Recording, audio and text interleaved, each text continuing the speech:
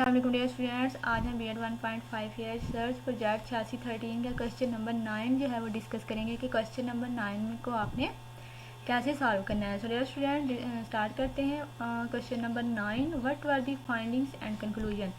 तो इसका क्या इसमें आपने लिखना है कि आपको आपकी फाइंडिंग्स क्या थी एंड कंक्लूजन क्या मतलब क्या रिजल्ट निकला है वो आपने लिखना है। तो क्वेश्चन नंबर 7 में जो आपने रिज़ल्ट निकाला था तो वो ही फाइंडिंग्स जो आपको मिली थी वही आपने उनके बारे में ही लिखना है। तो मिसाल के तौर पे आपने 56 स्टूडेंट्स दिए थे जिनकी स्किल्स पुअर थी, तो फिर आपने उन पे एक्शन प्लान इम्प्लीमेंट करवाया तो जस्ट जो है वो 25 स्टूडेंट्स रह गए जिनकी स्किल्स वीक थी। तो इसका मतलब यही हुआ कि जो प्लान आपने इम्प्लीमेंट करवाया था उसका फ़ायदा हुआ है और इम्प्रूवमेंट हुई है। इन्हीं इम्प्रूवमेंट को कंक्लूड कर देंगे कि अगर हम क्लासरूम में यही स्ट्रेटजी यूज़ करेंगे तो स्टूडेंट्स जो हैं वो बेहतर तरीके से काम कर सकेंगे। सो डियर स्टूडेंट्स, ये फाइंडिंग्स हमें मिल गई कि पहले जो थी स्टूडेंट्स की स्किल्स जो थी पुअर थी, फिर हमने जो एक्शन प्लान जो है उस पर इम्प्लीमेंट करवाया और बच्चों का टेस्ट लिया और टेस्ट लेने के बाद जो है बच्चों में इम्प्रूवमेंट आई। So dear students, question number 9 में आपने ये बताना है कि आपने जो एक्शन प्लान जो है इम्प्लीमेंट करवाया था उससे क्या इम्प्रूवमेंट हुई है, क्या रिज़ल्ट आपको मिला है। पहले स्टूडेंट्स की परफॉर्मेंस क्या थी जब आपने उनसे जो है वो टेस्ट कंडक्ट करवाया, उसके बाद जो आपने उसका रिज़ल्ट निकाला तो उसके बाद कितने % स्टूडेंट्स थे जिनमें इम्प्रूवमेंट आई। तो अगर तो कोई इम्प्रूवमेंट ना आए तो इसका मतलब है कि आपका जो प्लान था, आपका इंस्ट्रूमेंट है वो फेल हो गया। लेकिन अगर इम्प्रूवमेंट नज़र आए तो इसका मतलब तो यही है ना कि आपका जो इंस्ट्रूमेंट था वो फ्रूटफुल था, उसने अच्छे जो रिजल्ट्स दिए हैं। तो जो स्टूडेंट्स इस तरह से आप जो है एक्शन प्लान इम्प्लीमेंट करके जो है वो स्टूडेंट्स का उनकी परफॉर्मेंस का रिज़ल्ट निकाल सकते हैं।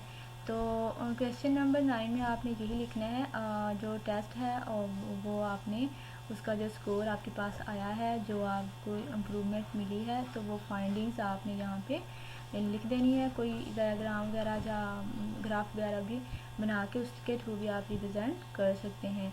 तो डियर स्टूडेंट्स, ये क्वेश्चन नंबर 9 था और उम्मीद है कि आपको क्वेश्चन नंबर 9 की समझ आ गई होगी। डियर स्टूडेंट्स, हमने रिसर्च प्रोजेक्ट के 9 क्वेश्चन जो हैं वो डिस्कस कर लिए हैं। अगर इन 9 क्वेश्चन में आपको किसी भी किस्म की हेल्प चाहिए हो, किसी भी किस्म की कन्फ्यूजन हो, तो आप जो है अगेन पूछ सकते हैं। डियर स्टूडेंट्स, ये 9 क्वेश्चन जो हैं ये एक दूसरे से रिलेटेड हैं।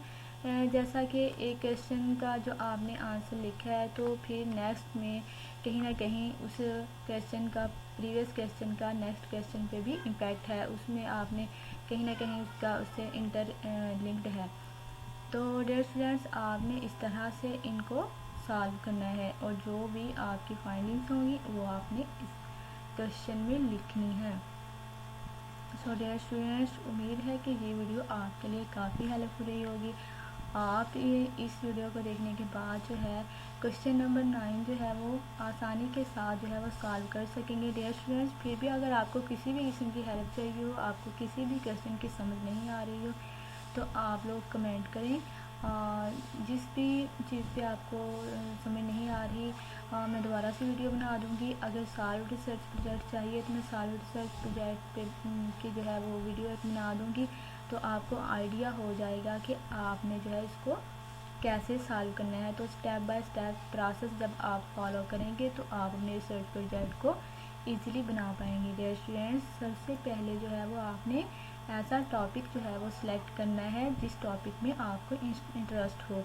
तो अगर टीचर आपको ऐसा टॉपिक दे भी जिसमें आप इंटरेस्ट ना हो, जो आपको लगे कि आप नहीं कर पाएंगे, तो बाद में आपको डिफ़िकल्टीज़ होंगी, क्योंकि अक्सर ऐसे टॉपिक होते हैं जिनसे रिलेटेड जो डाटा है वो नेट पे भी अवेलेबल नहीं होता, बहुत कम होता है। तो आप बहुत कंफ्यूज हो जाते हैं जब रिसर्च करते हैं, तो फिर आप ये सोच रहे होते हैं कि मैं टॉपिक चेंज कर लूँ, तो फिर मुश्किल हो जाती है टॉपिक चेंज करने में। तो बेहतर है पहले ही ऐसा टॉपिक जो है वो आप सिलेक्ट करें जो जिस पे पहले ही रिसर्च कर लें कि हाँ इस पर जो डाटा है वो वेबसाइट पे अवेलेबल है। जब यूनिवर्सिटी थीम एंड सब थीम आपको देगी तो आप उन सब थीम को रिसर्च कर इससे आपको पता चल जाएगा कि वेबसाइट पे आपका जो टॉपिक है उससे रिलेटेड मटेरियल है या नहीं। अगर मटेरियल है तो वेल एंड गुड, आप वो टॉपिक सेलेक्ट कर लें जिसमें आपको इंटरेस्ट है। जिस भी चीज़ में आपको इंटरेस्ट होता है वो आप ज़्यादा बेहतर तरीके से कर पाते हैं। So dear students, best of luck for your research project and good luck. अल्लाह हाफिज़।